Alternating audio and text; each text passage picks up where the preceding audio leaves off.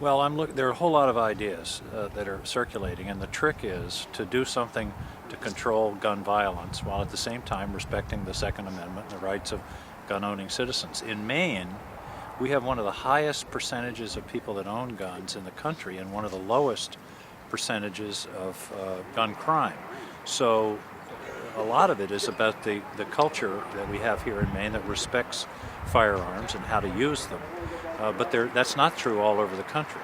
About 30,000 people a year die in gun-related incidents, whether that's suicides, accidents, or crimes, about 10 or 12,000 in gun crime. So it's not an insignificant problem.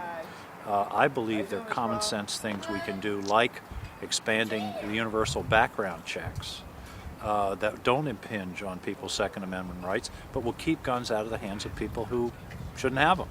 And interestingly, I believe, I don't know whether it was 5 years or 10 years ago, the NRA supported universal background checks. I guess now they've decided it's not a good idea, but background checks have worked.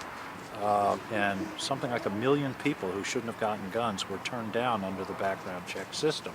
But unfortunately, about 40% of gun sales are exempt for one reason or another from the background check system. So I think we need to expand background checks. I think there's some other common sense things like making it a specific federal crime of gun trafficking, buying a gun legally someplace with the intent to sell it illegally to someone who shouldn't have it somewhere else.